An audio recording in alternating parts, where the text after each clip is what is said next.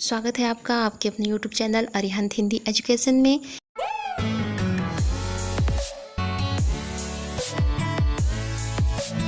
यदि आप मेरे चैनल पे नए हैं तो प्लीज़ मेरे वीडियो को सब्सक्राइब करें, लाइक करें, शेयर करें और कमेंट्स भी करें। तो चलिए बढ़ते हैं आज के विषय की ओर।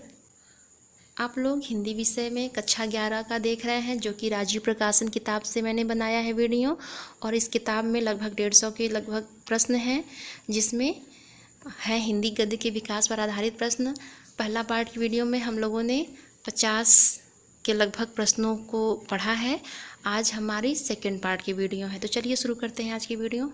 नंबर 55 है, श्याम सुंदर दास का जन्मकाल सन 1875।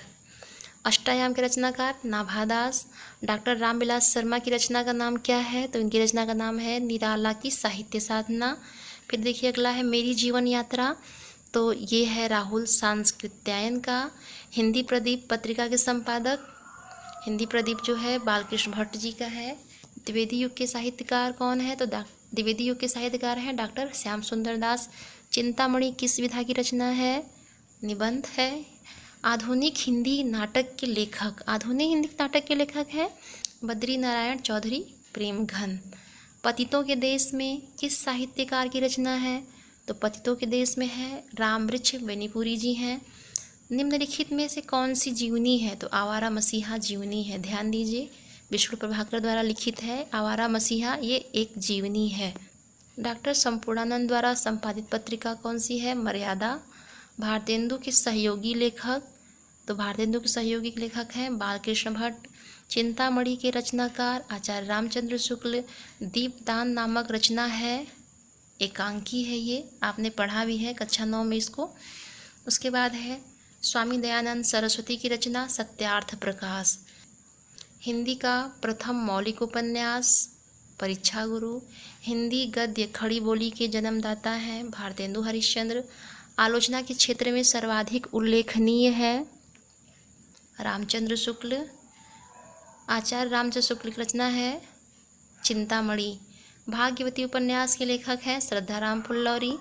महावीर प्रसाद द्विवेदी का जीवन काल, तो इनका जीवन काल सन 1864 से 1938 है। अगला प्रश्न देखते हैं, काशी हिंदू विश्वविद्यालय में किस विभागाध्यक्ष के बाद रामचंद्र शुक्ल हिंदी विभाग के अध्यक्ष हुए? तो श्याम सुंदर दास के बाद ये अध्यक्ष हुए थे।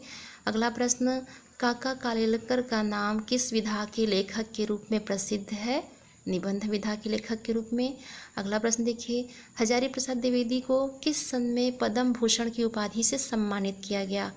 तो सन 1957 ईस्वी में। अगला प्रश्न है, निम्नलिखित में से जीवनी है? तो कलम का सिपाही जीवनी है, जो कि प्रेमचंद के जीवन पे लिखा गया है। अगला प्रश्न देखिए, छायावादोत्तर युग का प्रारंभ किस सन में आरंभ हुआ? तो छायावादोत्तर युग जो है सन 1938 ईस्वी से माना जाता है। इसे शुक्लोत्तर युग भी कहते हैं। अरे आयावर रहेगा याद, इसके लेखक हैं अज्ञेय। कौन सी रचना हजारी प्रसाद द्विवेदी की नहीं है? तो हिंदी काव्य धारा उनकी नहीं है, बाकी तीनों उन्हीं के हैं। अशोक के फूल हिंदी साहित्य और हिंदी साहित्य की भूमिका, ये तीनों रचनाएं आचार्य हजारी प्रसाद जी की हैं। अगला देखिए, हिंदी कहानी एक नई दिशा की ओर मुड़ी, तो यह सन 1900 में। आचार्य रामचंद्र शुक्ल के अनंतर समर्थ निबंधकार हैं महावीर प्रसाद द्विवेदी।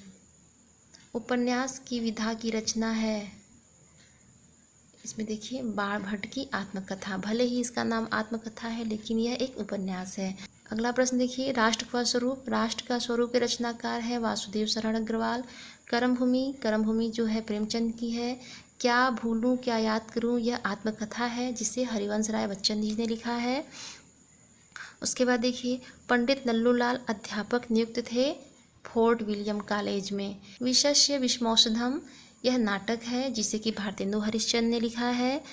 नाचिकेतोपाख्यान के लेखक सदल मिश्र। रूपक रहस्य के लेखक श्याम सुंदर दास। द्विवेदी युग का नामकरण हुआ था महावीर प्रसाद द्विवेदी के नाम पर। परीक्षा गुरु की रचना विधा है उपन्यास। आगे देखिए, निम्न में से नाटककार, नाटककार है मोहन राकेश। गिरती दीवारें, इसके रचनाकार हैं उपेंद्र नाथ अस्क। प्रजा हितैषी समाचार पत्र है जिसका संपादन किया था राजा लक्ष्मण सिंह ने। छायावादोत्तर युग के लेखक हैं माखनलाल चतुर्वेदी। सन 1957 में पद्म भूषण से अलंकृत हुए थे हजारी प्रसाद द्विवेदी। फिर है देखिए, डॉक्टर संपूर्णानंद को मंगला प्रसाद पुरस्कार प्राप्त हुआ था समाजवाद पर। उसके बाद देखिए, बेकन विचार माला अनुदित ग्रंथ है, ये महावीर प्रसाद द्विवेदी जी का है। तो ये सेकंड पार्ट की वीडियो है। आज के लिए इतना ही। अब इसके बाद अंतिम वीडियो थर्ड पार्ट की बनेगी जिसमें यह प्रश्नोत्तरी पूरी हो जाएगी। धन्यवाद।